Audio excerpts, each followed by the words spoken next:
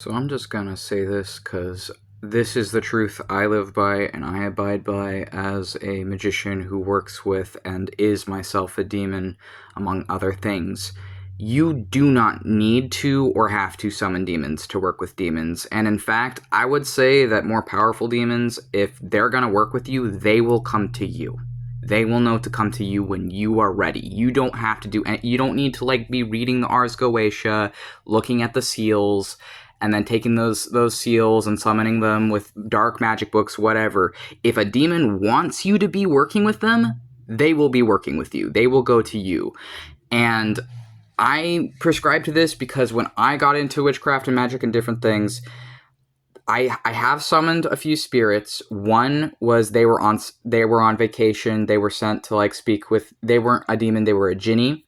Well, I mean, there's overlap there, but anyways, but I have summoned a spirit before, and the first spirit I ever summoned was actually, I wasn't summoning them alone, I was summoning them with someone else.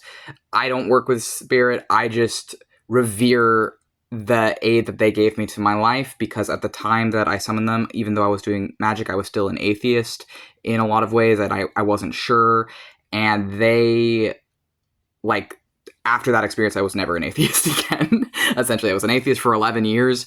I met a jinn, or a jinni. Never an atheist after that again, because I'm like, holy crap, this is real. But then after that, any spirits, any whatever I was working with after that, they came to me. That ball was already rolling. I didn't have to do anything. Like, when I met Samael through, or Archangel Samael, which is the true name of Lucifer. The divine embodiment of shadow and I would say from the Jungian psychology perspective, suppressed parts of human consciousness and also the universe and God. And they're sort of like the golden shadow in Jungian psychology in a way, but it's complicated. Anyways, but Archangel Samael is it comes from Jewish lore, but is also by some people in the Christian and Islamic faiths also known about as an ex-Christian. Them coming to me seemed fitting. But I haven't been Christian in years. I was Christian and then atheist and then a wizard. But when I was first doing magic, I wasn't labeling anything. I'm getting off track. Essentially what I'm saying is if you're doing things correctly, they will go to you. When you've started the process, or you have declared, or in our case, we declared ourselves a wizard. We did a wizard initiation ceremony at the very start of our left-hand path, and then things started coming to us after we did that ceremony. Like, they came to us. I didn't have to go to them. And some spirits, they don't mind if you summon them or different things. But here's the thing is these are sapient people. These are fully fledged people in different things. And even though, yes, they are mental and psychological as much as they are anything else, because consciousness itself is, if they're putting energy somewhere or doing something and you summon something abruptly that wasn't prepared for it, that is intrusive. Because imagine if you just popped, phased into existence, and you were using the bathroom or something. That would be awkward. You were doing other things. And it's it's okay to summon spirits, but you have to make sure that you know what you're doing. And also, never fucking summon anything that you can't banish. And also, don't agree to work with anything that you wouldn't be able to get out of a relationship with. Because I've made this mistake before. I know what happens, and I've seen it happen 2 other times. And you know what it leads to? It can lead to very severe and intense mental pain and mental problems that take a long time to balance out and deal with. And if you're on the left-hand path, or if you're interested in demonology and different things, never summon something you wouldn't be able to if you needed to get away from. And I'm at a place in my craft now where if I really needed to, I could find a way. I would do whatever, but it's not worth the mental pain and abuse that your mind will put you through these different entities if you're not prepared for those risks, and won't be able to balance yourself out if you get in deep shit. Because here's the thing, as much as like atheists might want to say, oh, none of this is real, none of this exists, if you have a fucking demon who you know is with you, who you know is hurting you, who you know whatever, and there's no help online, there's no help anywhere else out there, the only help is from you, your guides, your spirits, whatever, and your gods or God if you have one. And if shit goes wrong, you are stuck now. You are now stuck with this thing that is hurting you. So that's why I do not recommend actually summoning spirits. I do not recommend.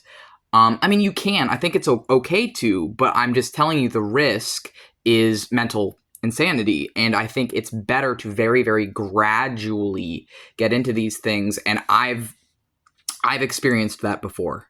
I was reckless. I was stupid. I did not heed the warnings, and I paid for it severely. And I know 2 other people who paid for it in the same ways. And it's because people don't learn sometimes, unless, like you learn through, you touch a fire, you learn that you're going to get burned, and you learn not to touch the fire. And sometimes certain aspects of demonology are kind of like that. Like, you will learn, but the cost might not be worth it. And I think it's important to consider these things, because really, as like wonderful and magnificent and amazing as magic can be, it can also be fucking dangerous and frankly deadly, and you need to be prepared and do things gradually. And I didn't, I fucked up and paid the consequences for that, but I put this warning out there because I'm seeing that a lot of things that used to be more hidden in the occult are more, people are like interested in it, they're learning about it, whatever. But I'm just saying, you don't have to summon a demon. If a demon truly wants to work with you, they will go to you. You don't need to do anything. When you're starting the process and open to the possibilities of what this world has to offer you, they'll find a fucking way. But yeah, you need to be really, really careful. Never summon or work with anything you wouldn't be able to banish. And, I say that and I'm a fucking hypocrite because I did that, right? But I didn't summon the things that I couldn't get away from when I got too deep into it. And also, this is another warning, but just sort of a thing that I would say to very highly vulnerable people. If you fall in love with these demons, some of them absolutely will break your heart. They will break your heart to teach you a lesson, and then sometimes after they've broken your heart, because you've learned whatever thing, they'll be able to come back into your life and have a constructive thing with you. But just be aware of that, because I know some of us going into demonology come from excruciatingly horrific backgrounds, like just awful traumatic shit. And I want to tell you that, these things, they can show you doors, they can help you, but you cannot be treating them like a cure-all, and you cannot be treating them like they're just gonna be, your whatever, until they're ready for that and until they want that. Because if you're, kind of expecting a certain kind of relationship from them or whatever, you need to actually be upfront with that and communicate that first off. And if things hit the fan and different things, it's not, necessarily your fault or their fault, but you need to be able to actually respect your boundaries and different things, because if they're not respecting your boundaries and you're stuck with them, you are now, experiencing a whole new level of hell. And these things can be balanced out in tames, and they might show many different masks to many different people. They may show a destructive face to one person and a constructive face to another person, but it's up to you to balance it out. They're not going to do that for you. They're going to show you how to. They can teach you magic. They can teach you how to. They can show you the doors, but anything else, it's up to you to actually take the initiative and do it. So be fucking careful. And, don't make the mistakes I did, because you will regret it. Yeah.